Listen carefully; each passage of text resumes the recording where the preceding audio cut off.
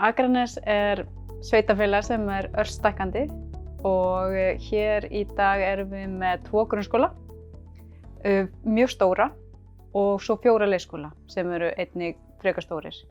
Við erum með börn í leikskólum 440 og hér eru 1100 grunnskólanemendur í þessum 2 skólum. Við ákváðum að færa okkur yfir í Völu og kerfið býður upp á ótrúlega mikla möguleika varðandi allt utanumhald og yfirsýn yfir umsóknir, innritun, stöðu leikskólanna. Þetta er ótrúlega gott tæki fyrir leikskólastjóra, allt svona heildar yfirsýn yfir starfsemina, yfir daginn og svo hluti þessu náttúrulega reikningagerðin sem auðveld og þægileg. Við erum núna með Völu leikskóli og við erum með Völu frístund og erum bara að fara að innleiða núna líka Völu vinnuskóli. Og þetta hefur bara nýst okkur ótrúlega. Það er náttúrulega frábært að vera með til dæmis Völu leikskóli og Völu frístund sem að tala saman og afslættir og annað slíkt bara tengist allt saman.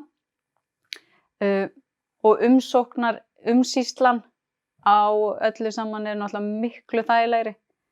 Foreldrar hafa á fyrra kerfi sem við vorum að nota, hafa ákveðna reynslu, þannig að þetta var auðvelt fyrir okkar sveitarfélag að taka annað kerfi í gegn því að það var reynsla fyrir og öll samskipti, skilaboð og annað slíkt náttúrulega fer núna í gegnum Völu leikskóli og þetta bara allt upplýsingaflæði miklu einfaldara, skilvirkara.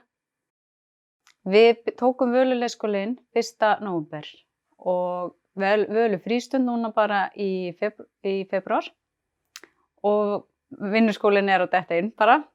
En við byrjum innleiðingarferlið fyrir Völu leikskóli strax í september. Þannig við gáum okkur mjög góðan tíma yfir að færa gögn úr fyrra kerfi yfir í núverandi kerfi. Og við fengum ótrúlega bara skýra feril, við fengum námskeið og kennslu á kerfið.